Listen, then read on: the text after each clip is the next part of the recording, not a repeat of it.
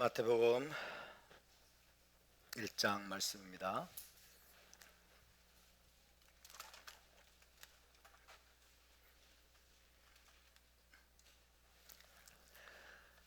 마태복음 1장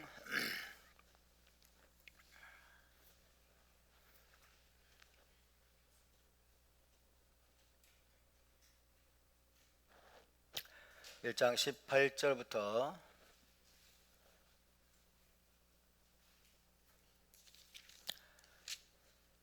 21절까지 4절만 읽겠습니다. 다 같이 한 목소리로 봉독합니다. 예수와 마시아 그의 나심은 이러하니라. 그의 어머니 마리아가 요셉과 약혼하고 동거하기 전에 성령으로 잉태된 것이 나타났더니 그의 남편 요셉은 의로운 사람이라 그를 드러내지 아니하고 가만히 끊고자 하여 이 일을 생각할 때에 주의 사자가 현몽하여 이르되 다윗의 자손 요셉아 내 아내 마리아 데려오기를 무서워 맞지 말라. 그에게 잉태된 자는 성령으로 된 것이라. 아들을 낳으리니 이름을 예수아라 하라.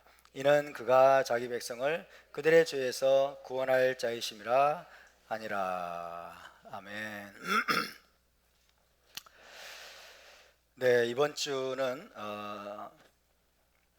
민수기 두 번째이면서 전체적으로 35번째 파라샤 나소 주간이었습니다. 오늘은 히브리 관점 복음서 강의 13번째 시간이 되겠습니다. 지난주에는 미리암의 남편 마리아의 남편 요셉이 의로운 사람, 즉 의인이라는 말이 어떤 의미인지에 대해서 살펴보았습니다.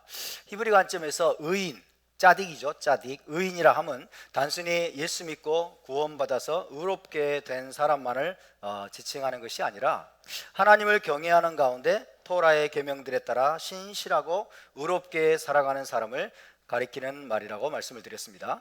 그래서 요셉도 의인이고 사가랴와 엘리사벳도 의인이더라. 그리고 고넬료도 하나님 앞에 의인이라고 그렇게 기록이 되어 있습니다. 심지어 아브라함의 조카인 롯에 대해서도 의인이라는 칭호가 사용이 되었습니다. 물론 의인에도 정도가 있겠죠. 정도가 있고 수준이 있겠지만은 우리가 추구해야 될 것은 무엇입니까? 완전한 의인의 삶을 저와 여러분이 추구해야 될 줄로 믿습니다. 예수와께서 뭐라고 말씀하셨냐? 너희는 하늘에 계신 너희 아버지께서 완전하심 같이 너희도 완전하라. 할렐루야. 우리 주님이 그렇게 명령하셨어요. 그래서 저와 여러분도 예수와의 도우심을 통해서 완전한 의인의 삶을 우리가 추구하면서 나가야 될 줄로 믿습니다.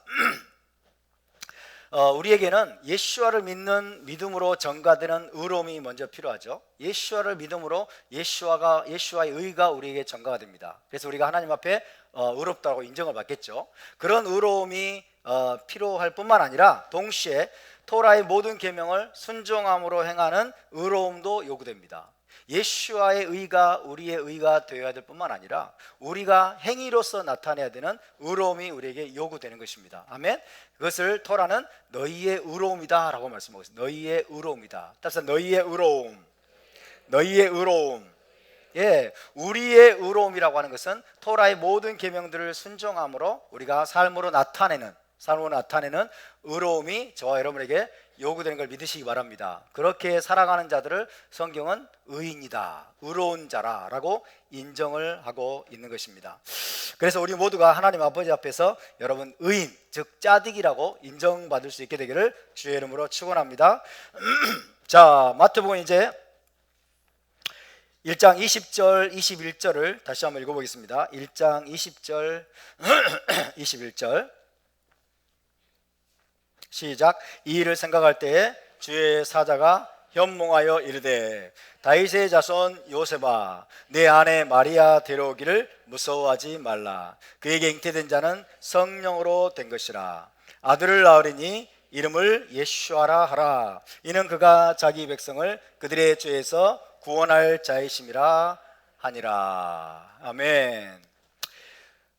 요셉의 꿈에 천사가 나타났습니다. 마리아의 모든 말들을 듣고 혼란스러운 요셉, 어떻게 해야 될지를 알지 못해서 밤새 뒤척였던 그 요셉의 꿈에 천사가 나타났습니다. 그 천사는 먼저 그에게 이렇게 말합니다. 다윗의 자손 요셉아, 내 아내 마리아 데려오기를 무서워하지 말라. 만약 자신이 미리암의 말을 그대로 믿고 미리암을 자기 아내로 데려오는 결정을 내린다고 할지라도 요셉은 그것이 죄를 범하게 되는 것은 아닌지 두려워하고 있었습니다. 그것이 유대법으로 금지되어 있기 때문입니다. 경건한 유대인으로서 요셉은 미리암이 음행으로 더럽혀진 상태에서 그녀와 결혼하는 것을 죄로 여기고 있었던 것입니다. 정말 미리암이 자기에게 해준 말이 진짜일까? 아니면 미리암이 음행을 한 것은 아닐까? 혼란스러웠죠. 그래서 정말 어떻게 해야 될지를 알지 못하고 있던 상황이었습니다. 어쨌든 그런 상태에서 미리암을 자기 아내로 데려오는 것은 상당히 두려운 일이었습니다. 하지만 꿈속에서 천사는 미리암이 음행을 저지른 것이 아니라 성령의 능력으로 임신하게 되었음을 재확인시켜주면서 그녀를 아내로 데려오기를 무서워하지 말라라고 말하고 있습니다. 그것이 요셉에게 얼마나 큰 안도감과 위안을 주었겠습니까? 천사의 말은 미리암이 음행을 저질러 아기를 잉태한 것이 아니기 때문에 그녀를 집으로 데려와서 아내로 삼는 것은 결코 죄가 아니라고 요셉을 안심시키는 것이었습니다. 뿐만 아니라 그 아기가 비록 성령으로 잉태된 것이긴 하지만은 요셉 내가 그 아기의 법적인 아버지가 되어야 한다라는 말이기도 했습니다. 요셉에게 다윗의 자손 요셉아, 내 아내 마리아 데려오기를 무서워하지 말라. 그 말은 미리암을 데려와서 내가 태어날 아기의 법적인 아버지가 되어야 한다라는 의미이기도 했던 것입니다. 자, 여기서 천사는 요셉의 이름을 다윗의 자손 요셉아라고 부르고 있습니다. 다윗의 자손 요셉아. 따라서 다윗의 자손 요셉아. 자, 요셉 벤 다비드 이렇게 부르고 있어요. 요셉 벤 다비드. 요셉 벤 다비드라고 부르고 있습니다. 그런데 16절에 보면, 마태복음 1장 16절에 보면 요셉의 아버지는 누굽니까? 야곱은 마리아의 남편 요셉을 낳았으니 마리아에게서 그리스도라 칭하는 예수아가 나시니라. 야곱은 마리아의 남편 요셉을 낳았으니, 요셉의 아버지는 누구예요? 야곱이죠. 그래서 원래는 어떻게 불러야 돼요? 요셉 벤 야곱 이렇게 불러야죠. 그죠? 요셉 벤 야곱, 야곱의 아들 요셉아, 이렇게 불러야 맞을 것 같은데 천사는 지금 이게 아니라 요셉 벤 다비드, 다윗의 아들, 다윗의 자손 요셉아 라고 부르고 있습니다. 요셉 벤 다비드. 자, 이 칭호는 뭘 의미하는 것일까요? 자, 이것은 예수아가 벤 다비드가 되려면 벤 다비드인 내가 요셉이 태어날 아기의 법적인 아버지가 되어야 한다는 말이죠. 이해되십니까? 예수아는 벤 다비드가 되어야 됩니다. 맞습니까? 예수아는 다윗의 자손으로 탄생하셔야만 되기 때문에 다윗의 자손이었던 요셉이 여러분 성령으로 잉태된, 그래서 출산될 그 아기의 아버지가, 법적인 아버지가 되어야만 하는 겁니다. 이해되십니까? 그래서 지금 이 천사는 요셉을 그렇게 부르고 있는 거예요. 다윗의 자손 요셉아. 그래서 예수아가 요셉을 통해서, 다윗의 자손 요셉을 통해서 예수아가 벤 다비드가 될 것을 지금 천사가 여기에서 밝히고 있다라고 이야기할 수가 있겠습니다. 말하자면 예수아가 미리암을 통해서 태어나는 것이 성령으로 된 것이며, 거기에 요셉은 생물학적으로 기여한 바가 없죠. 그죠? 요셉은 생물학적으로 기여한 바가 없음에도 불구하고 미리암에게서 태어날 아기는 요셉의 합법적인 아들임을 분명히 하는 것입니다. 아멘. 그래서 미리암을 아내로 데리고 오게 되면 이제 태어날 아기는 요셉의 합법적인 아들이 되는 거예요. 할렐루야. 그래서 다윗의 자손 요셉아, 네가 다윗의 자손이 아니냐? 미리암을 네가 아내로 들어와서 태어날 아기가 너의 합법적인 아들이 되게 하라. 네가 태어날 아기의 법적인 아버지가 되어라. 그럴 때 이 예수와는 벤 다비드라고 법적인 합법적인 벤 다비드라고 인정받을 수 있게 되는 것이다 라는 의미가 지금 함축되어 있는 것입니다. 아멘입니까? 그래서 다윗의 자손 요셉의 합법적인 아들이 되기 때문에 예수와도 다윗의 자손 벤 다비드로 오신 메시아가 되는 것입니다. 그래서 미리암에게서 태어난 아기는 요셉의 합법적인 아들이 되어서 출생 시부터 예수와는 요셉의 아들 예수와. 그래서 예수와는 예수와 벤 요셉, 그죠? 태어날 때부터 합법적으로, 법적인 되거는 리걸리 법적으로 예수와 벤 요셉 이 되어야만이 예수와 벤 다비드라고 불릴 수가 있는 겁니다. 예수와 벤 다비드. 그래서 이 요셉의 역할이 대단히 중요한 역할이었습니다. 요셉이 이제 가만히 끊어버렸더라면, 그죠? 가만히 끊어버렸더라면 예수와는 벤 다비드가 될 수 없겠죠. 그래서 천사는 네가 다윗의 자손이 아니냐, 내 아내가 될 마리아가 성령으로 잉태되었고 너는 거기에 생물학적으로 아무런 도움도 주지 못했지만은 너는 그녀를 내 안으로 데려오기를 두려워하지 말아라. 그래서 하나님의 뜻이 요셉을 통해서 이루어질 것이라는 것을 말씀하고 있는 것입니다. 할렐루야. 누가복음 4장 22절을 보시면 제가 읽어드리겠습니다. 누가복음 4장 22절에 그들이 다 그를 증언하고 그 입으로 나오는 바 은혜로운 말을 놀랍게 여겨 이르되 이 사람이 요셉의 아들이 아니냐 그랬어요. 이 사람이 요셉의 아들이 아니냐. 예수와께서 40일 금식을 마치고 나사렛 회당에 들어가셨습니다. 나사렛 회당에 들어가셔서 이제 자기 순서가 되셔가지고 선지서 스크롤을 받아들고 이사야서 61장을 선포하셨죠. 그죠? 주 여호와의 영이 내게 임하셨으니, 그죠? 이사야 61장을 선포하시고 난 다음에 이 말씀이 오늘 너희 귀에 응하였느니라 라고 하니까 그 말을 듣고 있던 나사렛 회당에 있던 사람들은 전부 다 어디 사람들일까요? 나사렛 사람들이겠죠? 나사렛 사람들이니까 예수와를 어렸을 때부터 보았을까요? 안 보았을까요? 보았겠죠? 예수를 어렸을 때부터 보았던 그 사람들이 뭐라고 말하냐면 이 사람이 요셉의 아들이 아니냐라고 얘기하고 있는 거예요. 이 사람이 요셉의 아들이 아니냐. 그러니까 예수와는 태어날 때부터 요셉의 아들로 인정을 받았다는 거죠. 그죠? 모두가 예수와는 요셉의 아들이다라고 다 인정을 하고 있었다는 겁니다. 그래서 예수와는 처음부터 예수와 벤 요셉이라고 알려져 있었다는 거죠. 왜? 그럼으로써 예수와가 벤 다비드가 될 수 있기 때문에. 예수와 벤 다비드. 그래서 다윗의 자손으로 오신 메시아가 될 수가 있는 것입니다. 자, 계속해서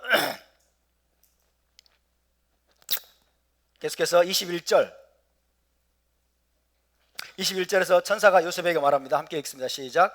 아들을 낳으리니 이름을 예수아라 하라. 이는 그가 자기 백성을 그들의 죄에서 구원할 자이심이라 하니라. 토라법에 따르면요, 이스라엘 백성에게 아들이 태어나면 8일째에 반드시 해야 될 일이 있습니다. 뭘까요? 할례를 받게 하는 거죠. 아들이 태어날 경우에는 8일째에 반드시 할례를 받게 합니다. 7일째 하면 될까요? 안 될까요? 될까요? 안 될까요? 안 되죠. 깜빡 잊어버리고 9일째 하면 될까요? 안 될까요? 안 되죠. 며칠째 해야 돼요? 8일째. 그죠? 8일째 반드시 해야 될 일이 바로 할례를 받게 하는 것입니다.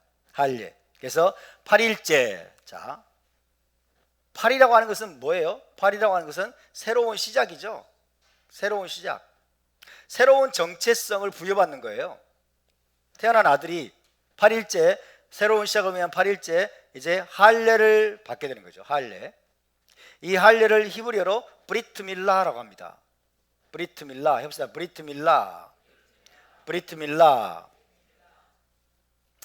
브리트는 언약이죠. 브리트는 언약입니다. 밀라가 할례란 뜻이에요. 브리트 밀라. 다시 한번 합시다. 브리트 밀라. 예, 8일째 아들이 태어날 경우에 8일째 행하는 엄숙한 거룩한 언약식이 바로 브리트 밀라입니다. 이것은 아브라함 언약의 참여자로서 이스라엘의 공식적인 일원이 되는 엄숙한 의식입니다. 8일째의 할례를 받음으로써 이 아들이 태어난 아들이 이제 이스라엘의 공식적인 일원이 되는 거예요. 이스라엘의 정식 일원이, 언약 백성의 일원이 되는 그런 엄숙한 의식이 바로 할례 의식입니다. 브리트 밀라. 다시 한번 브리트 밀라. 브리트 밀라. 자, 미리암에게서, 마리아에게서 태어난 아기는 출생 후에 8일째 되던 날 토라법에 따라 할례를 받았을까요? 안 받았을까요? 예수와께서 할례를 받았을까요? 안 받았을까요? 당연히 받았겠죠. 그죠? 예수와는 토라를 어긴 적이 있다 없다? 예수와는 토라를 어긴 적이 없습니다. 예수와가 만약에 토라를 어겼다면 그것은 뭘 한 거예요? 죄를 범한 거죠. 토라를 어기는 게 죄예요. 예수와는 죄가 있습니까? 없습니까? 죄가 없습니다. 아멘. 그래서 예수와는 8일째 여러분 할례를 받았음을 믿으시기 바랍니다. 정말 그랬을까요? 누가복음 2장 21절을 봅시다. 누가복음 2장 21절.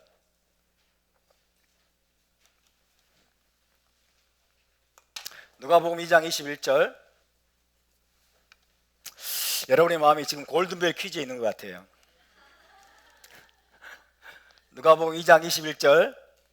자, 함께 읽습니다. 시작. 할례할 8일이 되매 그 이름을 예수아라 하니 곧 잉태하기 전에 천사가 일컬은 바라라. 할례할 8일이 되매 그 이름을 예수아라 하니 곧 잉태하기 전에 천사가 일컬은 바라라. 할례를 받았다는 말이에요? 안 받았단 말이에요? 할례를 받았다는 말입니다. 자, 여기서 여러분께 묻겠습니다. 할례 언약은 지금도 유효할까요? 지금은 폐해졌을까요? 유효합니까? 정말입니까? 큰일 날 소리 아닙니까? 에? 지금도 야만적인 할례를 해야 됩니까? 하나님의 법에 야만적인 게 어디 있어요? 말이 안 되죠? 따라서 토라는 1.1획도 폐해질 수 없습니다. 토라는 진리의 말씀입니다. 하나님이 아브라함에게 할례 명령을 주시면서 뭐라고 그랬어요? 영원한 언약이 되게 하라고 그랬죠? 대대로 너희 자손은 너희 집에서 태어난 남자 아이들은 할례를 받으라. 영원한 언약이라고 말씀하셨어요. 영원한 언약. 여러분, 우리가 예수와를 믿는 순간에 우리는 어디에 접붙임 받는 거예요? 이스라엘 집에 접붙임 받는 거예요. 우리가 예수와를 믿는 순간 이스라엘의 일원이 되는 걸 믿으시기 바랍니다. 이스라엘의 일원이 되고 우리가 아브라함의 자손이 되는 거예요. 아멘. 아브라함의 자손이 되기 때문에 여러분, 남자들은 전부 다 할례를 받아야 되겠죠? 할례를 통해서 구원받으려고? 아니에요. 구원받았기 때문에. 아멘. 구원받았기 때문에 하나님을 나의 하나님으로 영접했기 때문에 언약의 표징을 몸에 지니는 거예요. 할렐루야. 나는 하나님의 것입니다 라는 표징이죠. 아멘입니까? 답사 지금도 할례는 살아있습니다. 할렐루야. 그러나 할례를 구원받는 용도로 사용하는 것을 사도 바울이 반대했을 뿐이에요. 사도 바울이 할례를 받지 말아라고 할례에 대해서 강력하게 반대한 것은 할례를 구원받는 용도로 사용하는 것, 그것을 반대한 거예요. 그러나 여러분, 구원받은 하나님의 백성으로서 할례 언약을 행하는 것은 지극히 정상적인 걸 믿으시기 바랍니다. 예수와도 행하셨잖아요. 예수와 할례 받았어요? 안 받았어요? 구원받으려고? 아니에요. 그죠? 사도 바울 할례 받았을까 안 받았을까요? 당연히 받았죠. 예수와 12제자 할례 받았을까 안 받았을까요? 당연히 받았죠. 그럼 우리가 받는 게 뭐가 문제야? What is the problem? What's wrong with us? 아무 문제가 안 돼요. 근데 잘못된 안경을 쓰고 있는 신학자들, 기독교 목회자들이 길길이 날뛰는 거죠. 다시 율법으로 돌아가려고 하느냐? 예, 돌아가려고 하는데요. 다시 율법으로 돌아가려고 하느냐? 예, 돌아가겠습니다. 예레미야에서 뭐라고 그랬어요? 너희는 옛적 선한 길로 돌아가라고 그랬죠? 옛적 선한 길로 돌아가면 거기에 샬롬이 있느니라. 할렐루야. 옛적 선한 길에 생명이 있음을 믿으시기 바랍니다. 아브라함을 통해서 그리고 모세를 통해서 주신 그 토라의 말씀을 우리가 다시 한번 회복하고 지켜 행하는 삶을 살 때 우리 안에 샬롬이 있고 기쁨이 있고 자유가 있음을 믿으시기 바랍니다. 하나님과의 하나됨이 있음을 믿으시기 바랍니다. 하나님과 사이클이 맞는 거예요. 하나님과 사이클이 맞는 거예요. 예수와는 8일째, 정확히 8일째 여러분 토라의 계명대로 여러분 할례를 받았음을 믿으시기 바랍니다. 브리트 밀라. 지금도 이스라엘에서는요, 유대인들이 아이가 태어나면, 아들이 태어나면 8일째 할례를 받는 할례 의식을 행합니다. 그때 일가 친척 모두 다 초청해 가지고 큰 잔치를 벌여요. 너무나 이거는 축하해 줄 일이라는 거예요.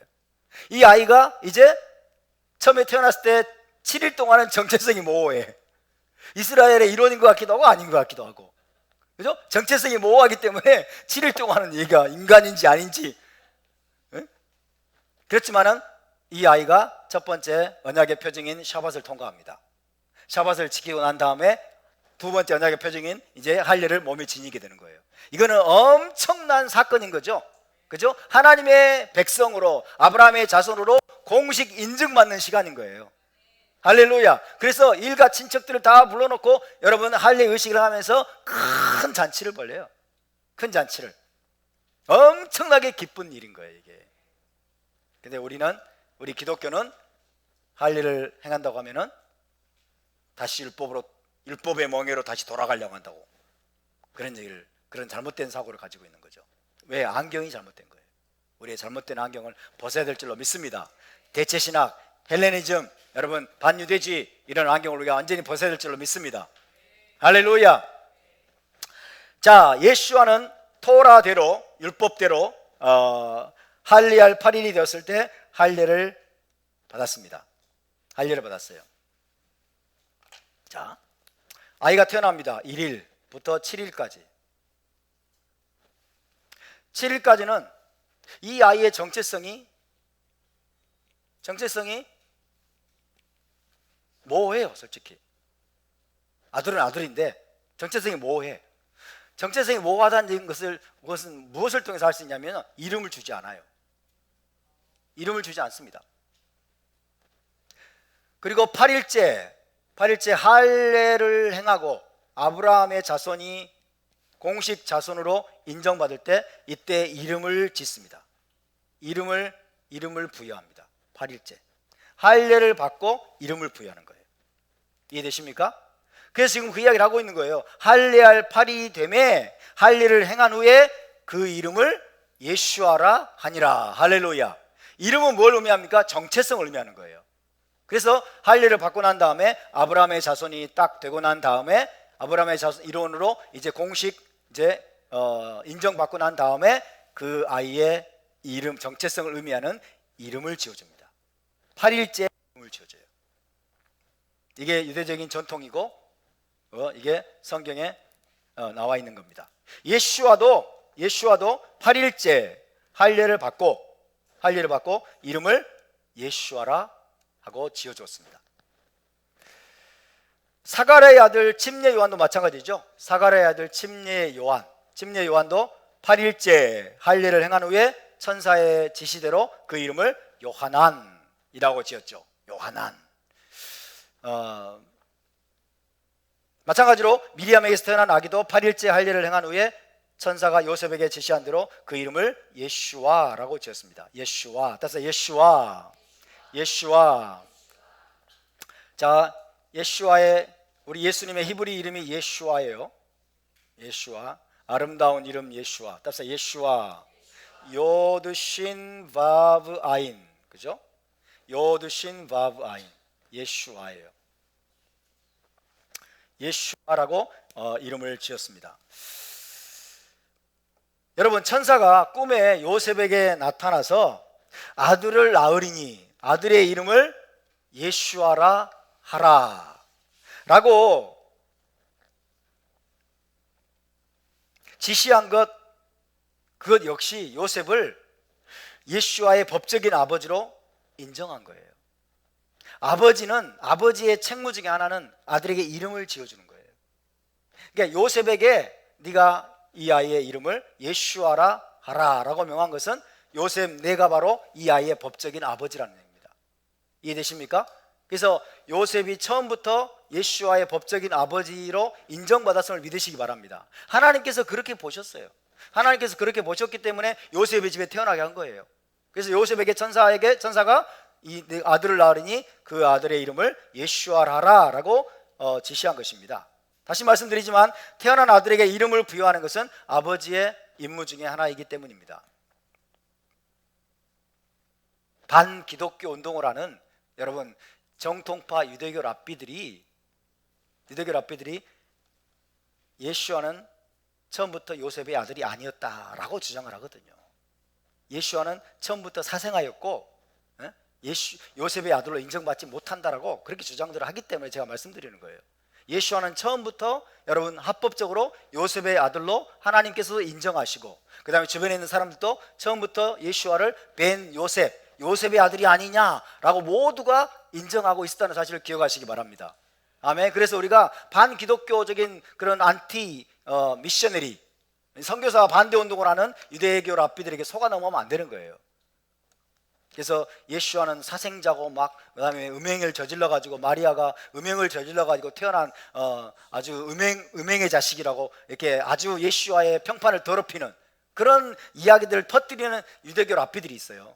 그런 유대교 랍비들에게 우리가 속아 넘어가면 안 되는 것입니다. 할렐루야. 예수와는 정결함 가운데 탄생하신 분임을 믿으시기 바랍니다. 성령으로 잉태되셔서 여러분 예수와가 합법적으로 요셉의 인정을 받고, 요셉이 합법적으로 자기의 법적인 아들로 인정하면서 예수와가 태어나는 순간부터 법적으로 자기 아들로 양육하고 성장하게 했음을 믿으시기 바랍니다. 그래서 예수 8일째 되니까 할 일을 주고 아버지로서 여러분 예수와라는 이름을 하늘의 지시를 받아서 그 이름을 예수와에게 부여한 것입니다. 아버지의 책무를 다 한 거예요. 할렐루야. 그래서 예수와는 법적으로 다윗의 자손이고 요셉의 아들이었음을 믿으시기 바랍니다. 이것을 우리가 마태복음을 통해서 분명하게 알아야 됩니다. 자, 마태복음 1장과 2장에 따르면 1장과 2장을 보면 요셉은 총 4번에 걸쳐서 꿈의 천사의 지시를 받게 됩니다. 꿈의 천사의 지시를 받게 되는데 총 4번에 걸쳐서 천사의 지시를 받게 돼요. 자, 첫 번째는 우리가 읽어봤고요. 이제 두 번째, 세 번째, 네 번째가 2장에 나와 있어요. 자, 여러분 천사가 4번씩이나 나타나서 요셉에게 꿈에 나타나 가지고 이 예수와와 관련된 지시를 했다라고 하는 것도 역시 무엇을 우리에게 여러분 암시해 주는 겁니까? 천사가 요셉을 예수와의 법적인 아버지로 보고 있었다는 얘기죠.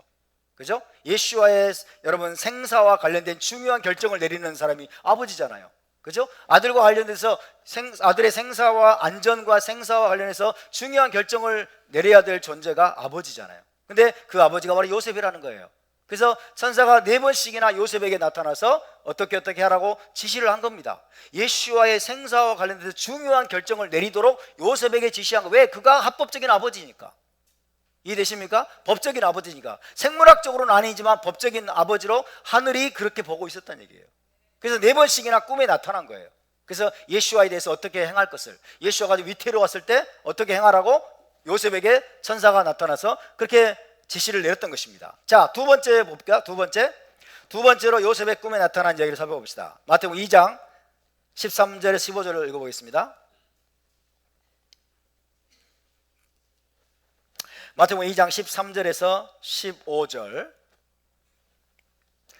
자, 함께 있습니다. 시작. 그들이 떠난 후에 주의 사자가 요셉에게 현몽하여 이르되 헤롯이 아기를 찾아 죽이려 하니 일어나 아기와 그의 어머니를 데리고 애굽으로 피하여 내가 내게 이르기까지 거기 있으라 하시니 요셉이 일어나서 밤에 아기와 그의 어머니를 데리고 애굽으로 떠나가 헤롯이 죽기까지 거기 있었으니 이는 주께서 선지자를 통하여 말씀하신 바 애굽으로부터 내 아들을 불렀다 함을 이루려 하심이라. 할렐루야. 주의 사자가 요셉의 꿈에 나타났어요. 왜? 요셉이 아버지니까. 요셉이 예수와의 법적인 아버지니까. 예수와의 생사와 관련해서 뭔가 결정을 내려야 될 존재이기 때문에 요셉의 꿈에 나타났던 것입니다. 자, 예수와께서 탄생하던 당시에 유대 지방의 분봉왕은 누구였습니까? 헤롯이었죠. 헤롯 대왕이었어요. 헤롯 대왕. 헤롯 더 그레이트죠. 헤롯 대왕. 그래서 마태복음 2장에 보면 동방으로부터 온 3명의 박사가 여러분 별을 보고 찾아왔다고 하면서 누구에게 찾아갔어요? 헤롯 대왕에게 찾아간 거예요. 헤롯 대제, 헤롯 더 그레이트. 그죠? 헤롯 대왕에게 찾아갔어요. 나중에 헤롯 대왕이 박사들에게 속은 줄을 알고 꾸민 음모가 뭐예요? 베들레헴 인근의 아기들을 다 몰살시키려고 했던 거예요. 2살 아래로, 그죠? 2살 이하의 모든 아기를 다 학살하려고 여러분 음모를 꾸몄습니다. 그런 무서운 음모를 꾸민 것을 하나님이 아시고 요셉에게 지시를 준 거예요. 꿈에 천사를 보내서, 그죠? 빨리 짐을 싸서 어머니와 아기를 데리고 애굽으로 가라. 애굽으로 도망쳐라. 그래야 예수와의 생명을 여러분 살릴 수 있기 때문에 그런 것입니다. 그래서 급히 애굽으로 도피하라고 이제 요셉에게 지시를 내렸죠. 예수와의 이 법적인 아버지 요셉이 천사의 지시대로 급히 애굽으로 도피를 했기 때문에 세 가족은 살아남을 수가 있었습니다. 아버지의 책무를 다한 거예요, 이것도. 그죠? 아버지, 법적인 아버지로서의 책무를 다한 것으로 볼 수 있습니다. 자, 세 번째 나타난 장면은 2장 19절에서 21절입니다. 2장 19절에서 21절. 시작. 헤롯이 죽은 후에 주의 사자가 애굽에서 요셉에게 현몽하여 이르되 일어나 아기와 그의 어머니를 데리고 이스라엘 땅으로 가라. 아기의 목숨을 찾던 자들이 죽었느니라 하시니 요셉이 일어나 아기와 그의 어머니를 데리고 이스라엘 땅으로 들어가니라. 아멘. 세 번째 현몽, 꿈의 천사가 나타난 것은 요셉 가족이 애굽에 머물고 있을 때 천사가 또 나타났습니다. 천사가 나타나서 헤롯 대왕을 비롯해서 예수와를 죽이려 하던 자들이 죽었으니 이스라엘 땅으로 돌아가라고 지시한 사건입니다. 헤롯 대왕이 언제 죽었을까요? 헤롯 대왕이 BC 4년에 죽었어요. BC 4년. 그렇다면 예수와는 우리가 예수와의 탄생을 기점으로 해가지고 BC, AD 이렇게 나눈다고 생각하잖아요. 그죠? BC는 before Christ, AD는 anno domini 이래요. 그죠? after Christ인데요. after. 그러니까 예수와가 탄생한 걸 기점으로 해가지고 그 전에는 BC, 그다음 그 후는 AD 이렇게 나눈다고 생각하잖아요. 그건 맞는 말이에요, 일반적으로는. 그러면 예수와께서 언제 탄생하셨을까요? 영년에 탄생하셨을까요? 영년은 없습니다. 그죠? 영년이라고 했어요. BC 1년이든지 AD 1년이든 그러겠죠. 예수와는 언제 탄생하셨을까요? BC 1년일까요? AD 1년일까요? 예? 헤롯 대왕이 BC 4년에 죽었어요. 헤롯 대왕이. 그러니까 예수와는 아마도 BC 5년 내지 BC 4년에 탄생했겠죠. 예수와는. 그죠? 일반적인 생각으로는 AD 1년이나 BC 1년에 탄생하지 않았을까 이렇게 생각할 수 있지만, 그러나 헤롯 대왕이 죽은 것을 보면 죽은 해, 그죠? 헤롯 대왕이 죽었으니, 헤롯 대왕과 아기의 목숨을 찾던 자들이 죽었으니 너는 이제 애굽에서 이스라엘로 돌아가라 라고 지시를 받았죠. 그죠? 그럼 그 이전에 태어났다는 얘기예요. 예수와는 그 이전에 태어났다는 얘기입니다. 그래서 계산이 우리가 생각하는 것과 조금 다르다는 것을 여러분 기억하시기를 바랍니다. 헤롯이 죽은 후에 주의 사자가 애굽에서 요셉에게 현몽하여 이르되 일어나 아기와 그의 어머니를 데리고 이스라엘 땅으로 가라.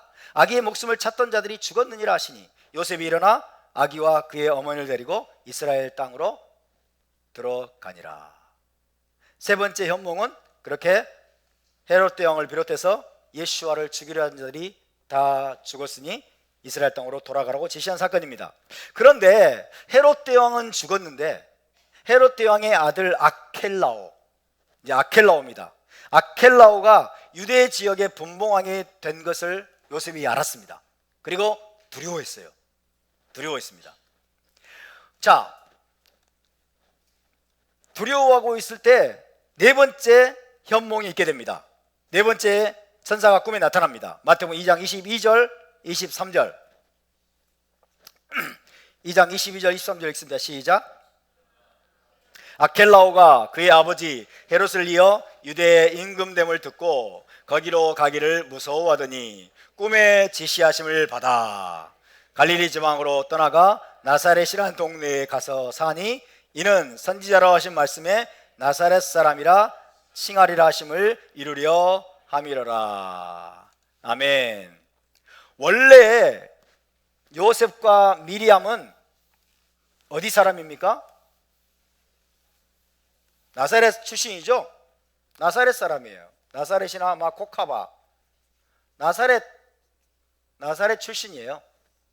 근데 하나님의 섭리로 이들은 어디에서 아들을 낳았어요? 베들레헴. 베들레헴은 누구의 고향이죠? 다윗의 고향입니다. 그죠?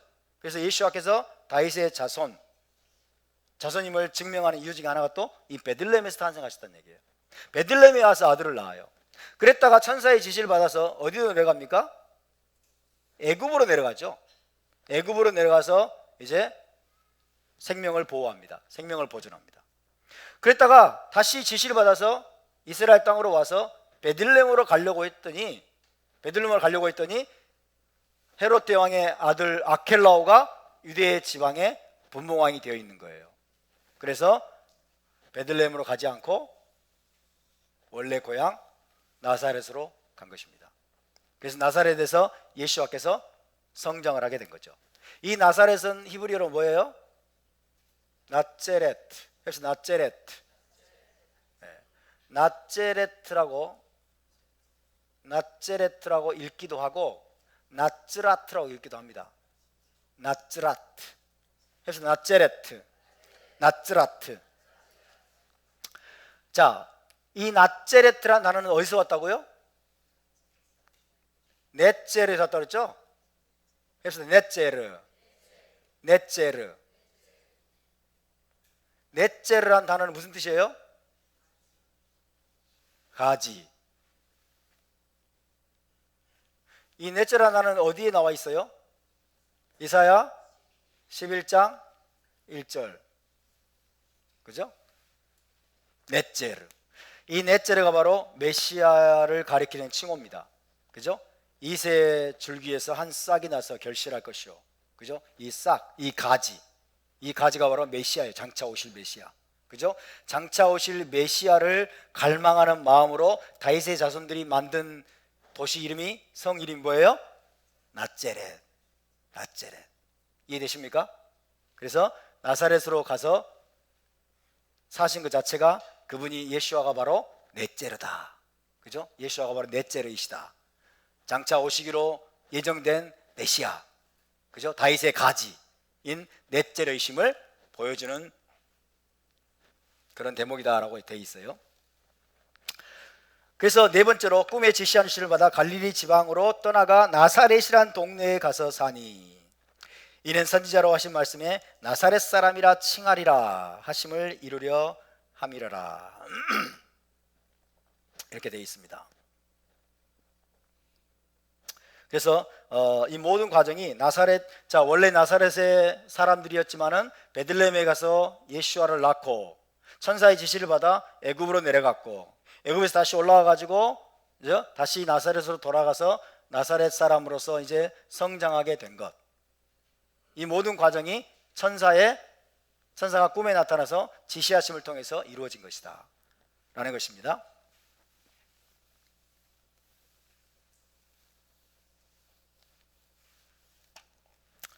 창세기 37장에 보면요, 창세기 37장에 보면 요셉이 나옵니다. 요셉은 누구의 아들입니까? 벤 야곱이죠. 창세기 37장에 요셉 벤 야곱이 나와요. 야곱의 아들 요셉이 나오죠. 마태복음 1장 2장에 누가 나옵니까? 요셉이 나오죠. 요셉은 누구의 아들이에요? 벤 야곱. 두 사람의 공통점은 뭐냐? 꿈의 사람이다. 그죠? 요셉은 창세기 37장 요셉은 꿈꾸는 자가 오는도다. 그죠? 꿈꾸는 자, 꿈의 사람. 꿈이 요셉을 특징 지어주는 중요한 요소였습니다. 마태복음 1장 2장에도 요셉 벤 야곱이 나와요. 야곱의 아들 요셉. 이 요셉에게도 천사가 4번씩이나 나타나서 꿈으로 지시를 하고 꿈으로 뭔가를 계시해 준 거죠. 그래서 이 타나크의 요셉도 그렇고 이 브리타다샤 마태복음에 나오는 요셉도 꿈을 통해서 하나님의 메시지를 받았던 그런 사람이라는 공통점을 가지고 있다 라는 것을 참고로 여러분이 알아두시면 좋을 것 같습니다.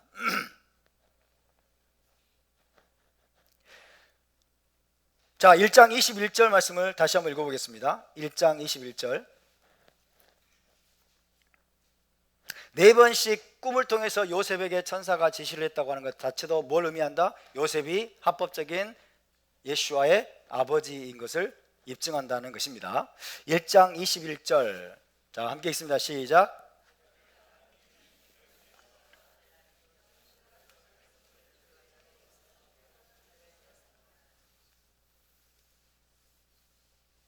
아들을 낳으리니 이름을 예슈아라 하라. 이는 그가 자기 백성을 그들의 죄에서 구원할 자이심이라 하니라. 자, 아들을 누가 낳아요? 마리아가. 자, he 이렇게 됐어요. he. 그녀가 히브리어로 하면 he. 따라서 he. 그 다음에 나으리니 he 욜레데트. 해봅시다. he 욜레데트. he 욜레데트. 아들 벤. 그죠? he 욜레데트 벤. 그녀가 아들을 낳을 것이다 이거예요. he 욜레데트 벤. he 욜레데트 벤. 그 다음에 이름을 예슈아라 하라. 누가 이름을 예슈아라 하라는 거예요? 예? 내가. 그죠? 자, 따라서 베아타예요. 그러면 내가. 그죠? 내가 이름을 불러라 할 때 티크라. 따라서 티크라. 카라는 부르다예요. 너는 부를지어다. 베아타 티크라. 그 다음에 쉐모. 그의 이름을. 따라서 쉐모. 그 다음에 예슈아. 어렵지 않죠? 그죠? 이게 히브리어예요. 자, he 그녀가 욜레데트 얄라드죠. 욜레데트 그녀가 낳을 것이다. 벤 아들을 낳을 것이다. 그러면 왜 아타 내가 너는 티크라 부를지니라. 그죠? 불러라. 티크라 쉐모 그의 이름을 예슈아로 불러라. 여기까지 됩니까? 히브리어 실력들이 뛰어나시죠 여러분? 왜냐하면 키이죠. 왜냐하면 따라서 키 왜냐하면 후 따라서 후 그가 맞아. 그가 왜냐하면 그가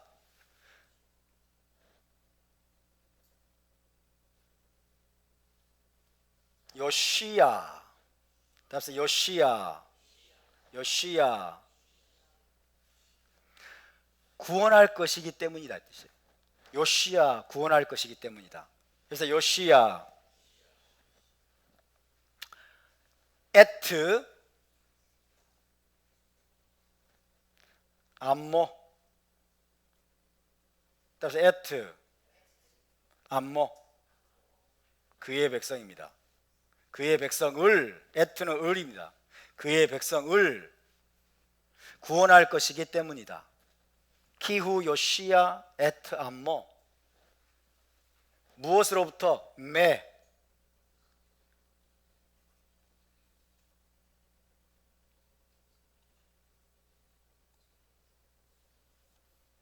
하토템 그래야 되겠네요.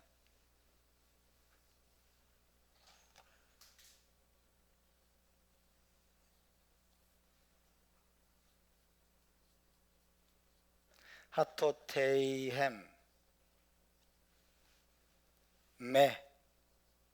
그렇죠? 매는 뭐뭐로부터 하토 죄죠. 죄. 햄 그들의 죄로부터.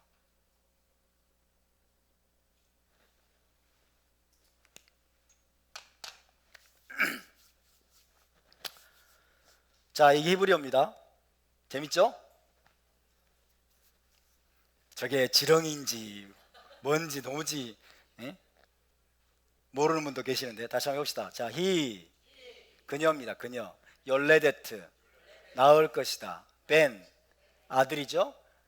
베 그러면 아타 내가 그죠? 베아타 티크라 불러라 부를지어다. 쉐모 그의 이름을 예슈아 예슈아라고 불러라. 키 왜냐하면 후 요시야 그가 구원할 것이기 때문이다. 그죠? 요시야 에트 암모 그의 백성을 메하토테이햄 그들의 죄로부터 그의 백성을 구원할 것이기 때문이다. 이렇게 됩니다.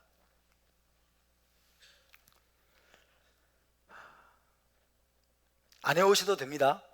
아시겠죠? 시험 들지 마시고. 자, 여기서 천사가 요셉에게 태어날 아기의 이름을 예슈아라고 지으라고 명령을 합니다. 예슈아 해봅시다. 예슈아. 그래서 우리는 우리 주님의 히브리어 이름을 부르는 것을 우리는 기쁘게 생각해야 돼요. 히브리어 이름을 즐겁게 불러야 돼요. 왜? 히브리어는 의미가 있거든. 히브리어는. 따라서 예슈아 예슈아예요. 예슈아라고 불러라고 지금 명령을 하십니다. 천사가. 이 말씀은 대단히 중요한 의미를 지닙니다. 초림하실 메시아의 주된 미션과 사역이 무엇인지 정확하게 천사가 지금 여기서 밝히고 있기 때문에 그래요. 그죠? 이름이 뭐예요? 이름이 정체성이에요. 이름이 장차 이 사람이 어떤 사람이 될 것인지를 보여주는 의미가 그 안에 들어있는 거예요. 아멘? 이름 속에 이 사람의 부르심이 들어있는 거예요. 부르심과 정체성이 이 안에 들어있는 거예요. 제 이름이 무엇입니까? 에프라임. 따라서 에프라임. 제 이름에 정체성이 들어있어요. 제가 무엇을 해야 되는지를 이 이름 속에 들어있는 거예요. 에프라임은 무슨 일을 해야 될까요? 에프라임을 회복시키는 일을 해야 되겠죠. 그죠? 에프라임을 여러분 회복시키는 북이스라엘, 그죠? 북이스라엘. 에프라임을 회복시키는 이스라엘 집을 토라로 돌아오게 해서 유다와 에프라임이 하나 되게 하는 그 일을 하도록 하나님이 저에게 에프라임이라는 이름을 주신 줄로 믿습니다. 할렐루야. 예슈아라고 불러라. 그 이름을 예슈아라고 해라 라고 하는 것은 이 태어날 아기의 초림하실 메시아의 미션, 주된 미션과 사역이 무엇인가를 보여주는 것이기 때문에 이건 대단히 중요한 이름이에요. 예슈아. 따라서 예슈아. 자, 여기서 천사가 예슈아라는 단어와 그 다음에 요시야라는 단어를 가지고 워드 플레이를 하고 있어요. 하나님은 워드 플레이를 좋아하십니다. 워드 플레이. 따라서 예슈아, 요시야. 자, 예슈아는 무슨 뜻이냐? 예슈아는 구원이라는 뜻이에요. 구원. 보다 정확히 말하면 해가 뒤에 있어야 돼요. 그래야 구원입니다. 발음은 똑같아요. 예슈아. 그렇지만 해가 없어도 예슈아는 구원이라는 의미예요. 구원. 예슈아는 구원이고 요시야. 따라서 요시야는 구원할 것이다 라는 뜻이에요. 구원할 것이다.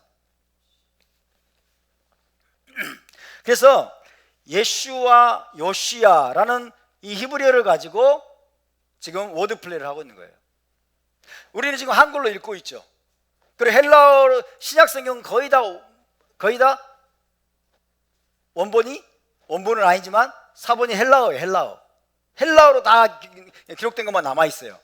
그럼 여러분에게 묻겠습니다. 천사가 꿈에 요셉에게 나타나서 헬라어를 썼을까요? 영어를 썼을까요? 히브리어를 썼을까요? 히브리어를 썼겠죠. 그죠? 히브리어를 썼겠죠. 그래서 이 히브리어가 중요한 거예요. 그죠? 그 이름을 예슈아라 하라. 왜냐하면 그가 요시야 할 것이기 때문에. 예슈아, 요시야. 워드 플레이어. 어근이 똑같아. 따라서 예슈아, 요시야. 자, 그가 그의 백성을 그들의 죄에서 구원할 것이기 때문에 예슈아라고 이름을 지어라. 아멘? 초림하실 메시아의 주된 미션, 주된 부르심이 여러분 구원과 관련이 있다는 거죠. 죄로부터 구원하기 위해서 오실 분이기 때문에.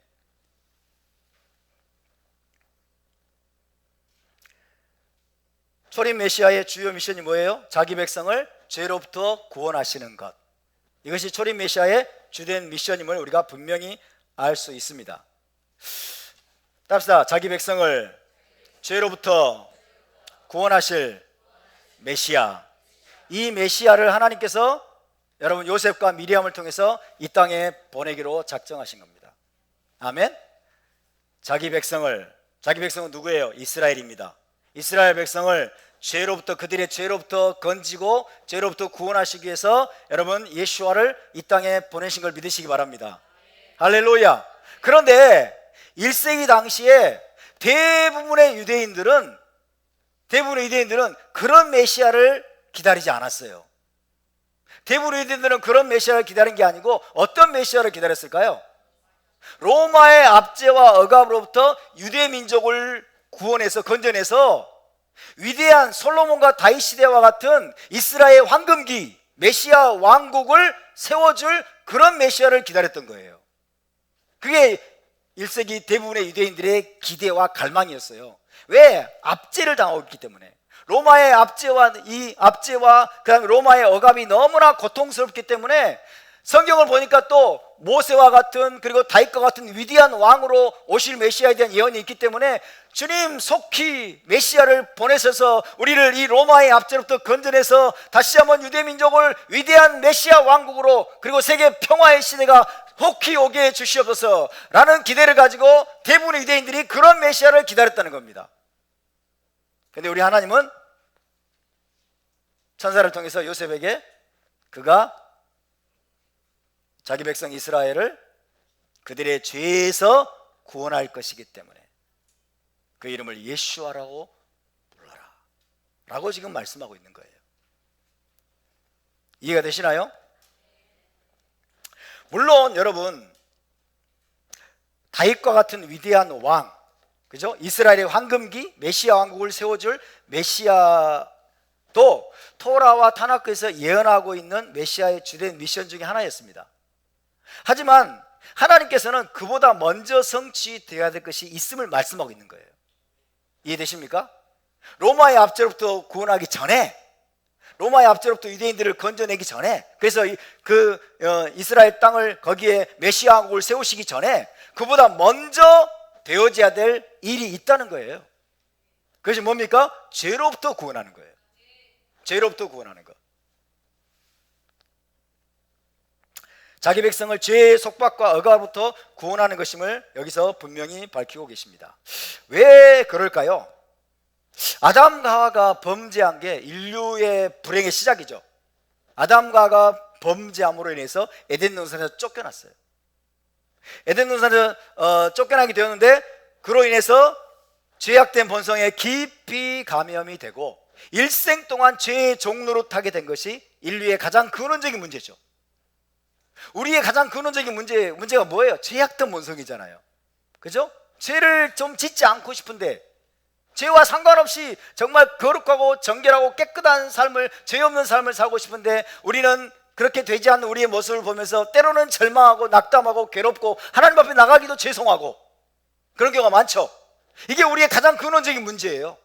하나님이 가장 먼저 여러분 해결하기를 원하셨던 것은 메시아를 이 땅에 보내가지고 메시아의 대속적인 죽음을 통해서 이스라엘을 죄 가운데 건지는 것, 죄의 속박에서 건지는 것이 여러분 가장 하나님의 우선순위였음을 믿으시기 바랍니다. 왜? 그래야 하나님이 다시 이 땅에 내려와가지고 자기 백성과 함께 영원히 거주하는 그 미션이 회복이 되기 때문에 그런 것입니다. 그 근원적인 문제가 깨끗이 치유되고 해결되지 않으면 하나님께서 다시 이 땅에 내려와서 충만한 영광 가운데 인간과 함께 다시 거주할 수가 없기 때문에 여러분 창세기 2장을 생각해 보십시오. 에덴 동산에 하나님과 인간 사이에 아무 거리낌이 없었어요. 아무 거리낌이 없었고 하나님이 충만한 영광으로 내려와서 아담과 하와와 함께 날이 서늘할 때 동산을 거니시고 산책하셨어. 그죠? 하나님이 충만한 영광 가운데서 아담과 하와와 함께 동거하고 거주하시는데 아무 문제가 없었고 아무 장애물도 아무 거리낌도 없었다. 왜? 뭐가 없었기 때문에? 죄가 없었기 때문에. 하나님이 궁극적으로 회복하기를 원하시는 것은 바로 그 에덴 동산인 것입니다. 할렐루야. 에덴 동산의 상태를 하나님은 회복하기를 원하시는 거예요. 다시 인간이 아무런 거리낌 없이, 아무런 장애물 없이 하나님의 충만한 영광 가운데 나가서 그분과 인간이 이 땅에서 회복된 에덴 동산에서 다시 한번 여러분 영원히 사는 것을 하나님이 회복하기를 원하십니다. 그것이 하나님의 구속의 마지막 완성이에요. 그렇게 해서 하나님이 먼저 행하기를 원하시는 건 뭐예요? 메시아를 보내서 자기 백성을 그들의 죄에서 구원하시는 것입니다. 할렐루야. 이것이 하나님의 포커스였어요. 하나님의 포커스. 초림 메시아를 통해서 하나님이 행하실 핵심 포커스가 바로 거기에 있었어요. 그런데 참으로 애석하게도 1세기 유대인들은 거기에 대해서 눈이 가려져 있었어요. 그리고 어떤 메시아만 기다리고 있어요? 왕으로 오실 메시아. 위대한 왕으로 오셔서 유대민족을 로마의 압제에서 건져서 이스라엘 땅에 메시아 왕국을 세워줄, 그래서 다시 유대인들을 위대하게 만들어줄 그 왕 메시아만을 기다리고 있었던 거예요. 그래서 여러분, 자, 복습을 한번 해보면 여러분이 대부분 알고 계시지만 모르는 분도 많기 때문에 말씀을 드립니다. 자, 토라를 비롯한 타나크, 구약성경, 타나크에서 자, 장차 오실 메시아의 두 가지 상반된 얼굴이 있어요. 두 가지 상반된 얼굴. 두 가지 상반된 얼굴인데 첫 번째는 뭐냐면, 첫 번째는 정복하고 다스리고 승리하시고 다스리시는 왕, 다스리시는 왕의 모습으로 오시는 메시아가 있어요. 그래서 이스라엘을 모든 열방의 나라로부터 건져내셔서 메시아 왕국을 세워주는, 그죠? 그 메시아의 얼굴이 있습니다. 이 메시아에 대해서 유대 랍비들은 뭐라고 이름을 지었어요? 마시아흐 벤 다비드. 따라서 마시아흐 벤 다비드. 예, 이 메시아의 얼굴에 대해서 유대 랍비들이 마시아흐 벤 다비드, 다윗의 자손 메시아. 다시 말하면 다윗과 같은 메시아라는 뜻이에요. 다윗과 같은 메시아. 다윗이 뭐예요? 주변 나라를 다 정복했죠? 주변 나라를 다 정복하고 다윗과 솔로몬 시대에 가장 위대한 나라를 건설했어요. 그런 다윗과 같은 모습으로 오실 메시아에 대한 분명한 예언이 있습니다. 그래서 메시아는 마시아흐 벤 다비드다.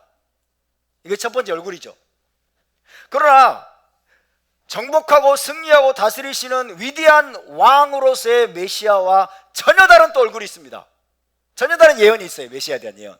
그럼 뭡니까? 고난당하고, 그죠? 핍박당하고, 그러면서 결국 뭐예요? 죽음을 맛보시는, 그죠? 죽음을 맛보시는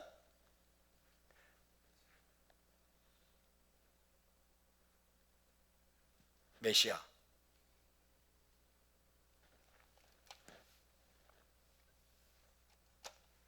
종입니다. 종, 그죠? 고난받는 종. 고난받는 종으로 오셔서 이스라엘 민족을, 이스라엘을 대신해서 연약함으로 죽으시는 메시아. 이런 얼굴이 있어요. 이런 얼굴. 이런 얼굴이 여러분 구약 성경에 분명히 나옵니다. 그래서 여기에도 이름을 붙였어요. 유대 랍비들이 마시아크 뭐라고 그랬어요? 벤 요셉. 요셉 하면은 창세기 나오는 요셉은 어떤 요셉입니까? 고난당하는 요셉이죠. 그죠? 애굽으로 팔려가요. 종에 의해서 애굽으로 팔려가 가지고 요셉이 마치 이제 야곱의 집에서는 죽어버린 거예요. 그죠? 고난당하고 죽었다가 다시 부활하게 된 건 똑같아요. 부활해 가지고 결국 이스라엘 온 집을 구원하죠. 바로 그와 같은 메시아에 대한 예언이 있어요. 이해되십니까? 이것이 서로 여러분 서로 이거를 매치시키기가 굉장히 어려워요. 이 두 가지를 조화시키기가 너무 어려워.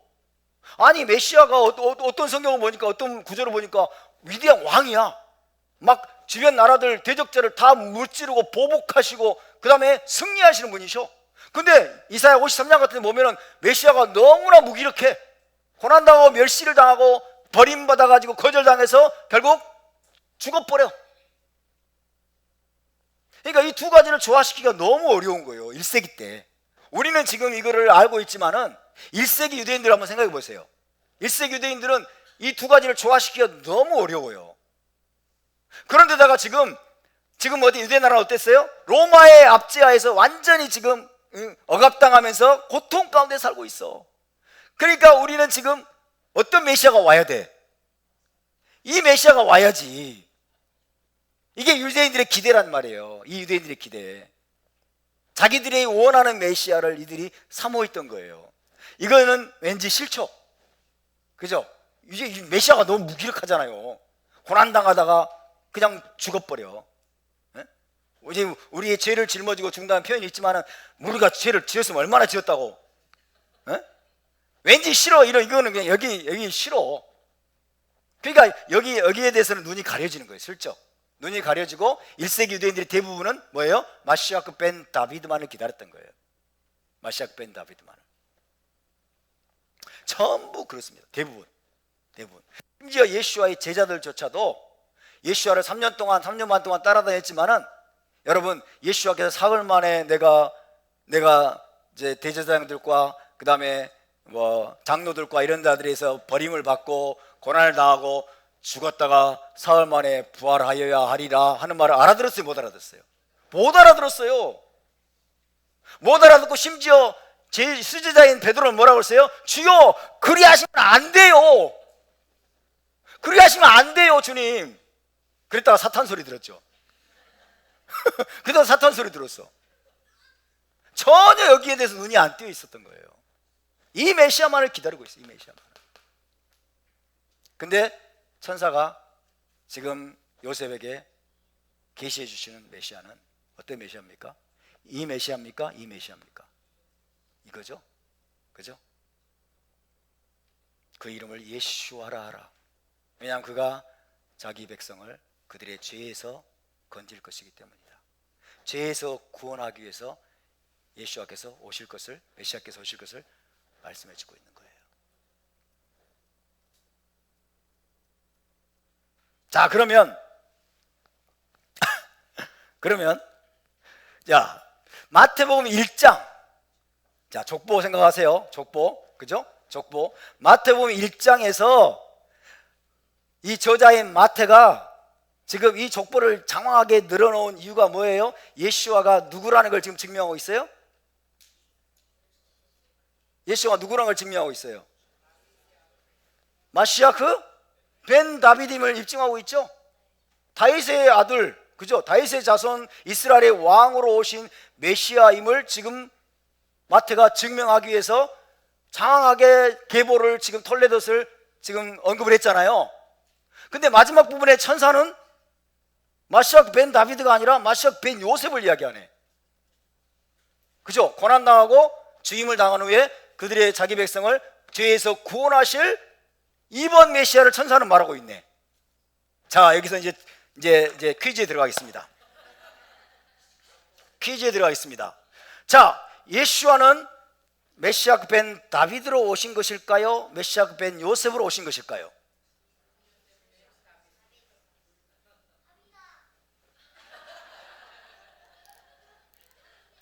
초림 때, 자, 예수와 초림 때 초림하신 예수와는 마시아크 벤 다비드, 정복하고 승리하고 다스리시는 왕으로 오신 것일까요? 아니면 고난당하고 죽임을 당한 고난받는 종으로 오신 것일까요?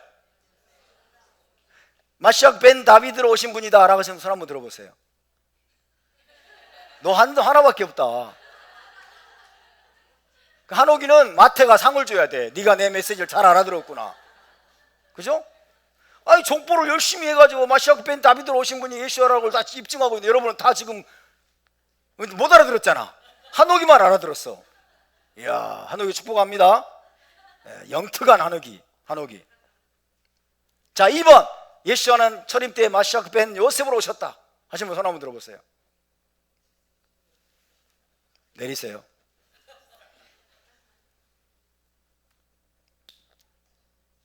메시아는요, 둘 다예요. 이 두 가지 정체성을 우리는 분리시킬 수 없습니다. 분리시킬 수가 없어요. 어느 하나를 취사 선택할 수 있는 게 아니에요. 예수와는 초림 때 예수와는 마시아그 벤 요셉, 고난받는 종으로 오셔서 우리의 모든 죄를 짊어지고 십자가에서 달려 돌아가셨습니다. 죄에서 구원하시기 위해서. 아멘. 그것이 메시아의 주된 사역이었고 주된 부르심이고 주된 목적이었어요. 맞습니까? 그럼에도 불구하고 그분은 여전히 마시아그 벤 다비드였어요. 이해되십니까? 다윗의 계보를 통해 오셨잖아요. 다윗의 계보를 통해 오셨고, 그죠? 그 다음에 요셉의 아들로 태어났잖아요. 그러니까 여전히 그분은 마시아그 벤 다비드였어요. 이해되십니까? 다만 마시아그 벤 다비드라는 자신의 정체성을 그분은 숨기셨어요. 숨겼다고 해서 아닌 것은 아니죠. 그죠? 그리고 그분의 정체성을 나타내기를 그분은 자신의 왕으로서의 정체성을 사용하지 않기로 작정했어요. 왕은 왕입니다. 사람들이 못 알아먹어서 그렇지. 이해되시죠? 그분이 왕위에 앉지 않으시고 왕이 되는 것을 재림대로 미루어서 그렇지 그분은 여전히 왕이셨어요. 이해되십니까? 그래서 여러분 그 누구예요? 나다나엘이 고백하잖아요. 주여 당신은 이스라엘의 왕이로 서이다 그러잖아요. 그럼 나다나엘이 실수한 겁니까? 아니에요. 예수와는 여전히 이스라엘의 왕이셨어요. 이해되십니까? 고난받는 종으로, 그분은 초림 때 고난받는 종으로 마시아 벤 요셉으로 오셔서 그 미션과 그 정체성으로 주로 사역을 하셨지만은, 그래서 그 자기의 부르심대로 십자가에서 못 박혀 죽임을 당하셨지만은, 그럼에도 불구하고 그분은 마시아 벤 다비드셨습니다.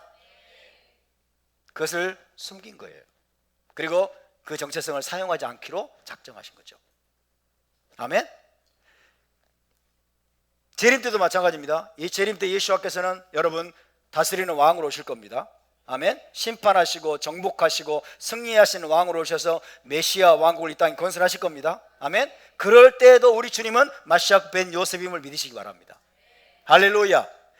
이것을 이렇게 표현할게요. 자, 정복하고 다스리는 왕을 우리가 어떻게 표현하냐면 이것을 사자로 표현했어요. 사자.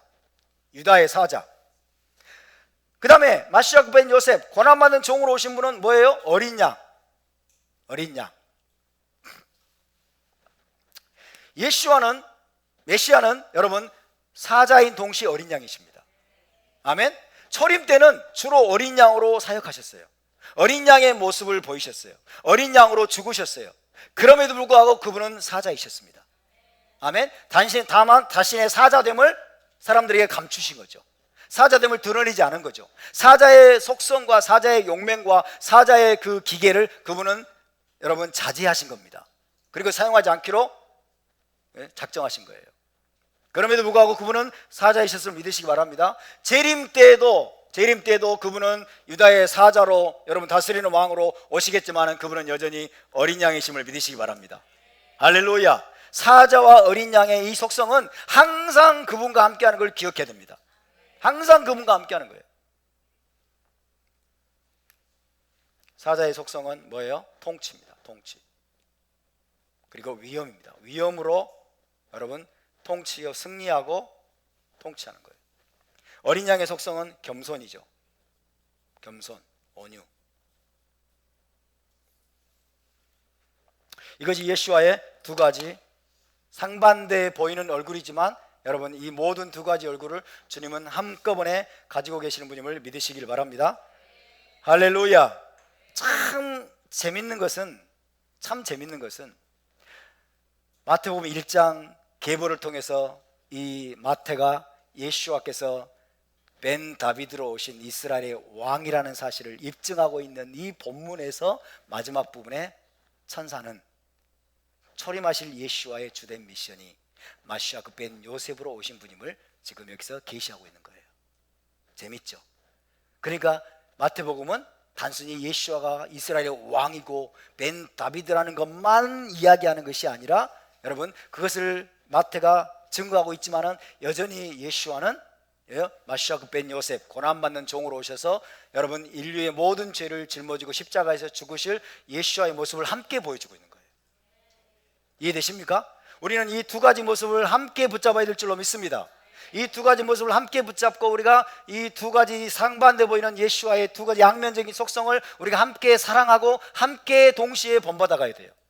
우리에게도 예수아를 닮아간다면 이 두 가지 속성이 나타나야 돼요. 아멘. 우리는 어린 양이신 예수아를 본받아서 우리도 지극히 온유하고 겸손한 자가 되어야 될 줄로 믿습니다.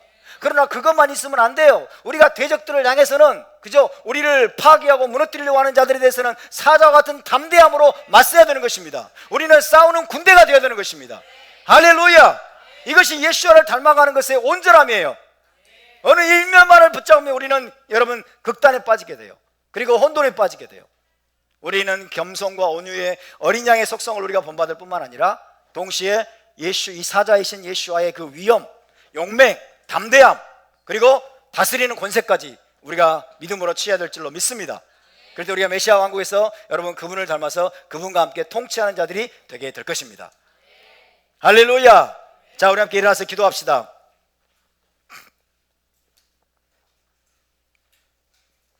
다음 주에 계속해서 말씀을 나누겠습니다.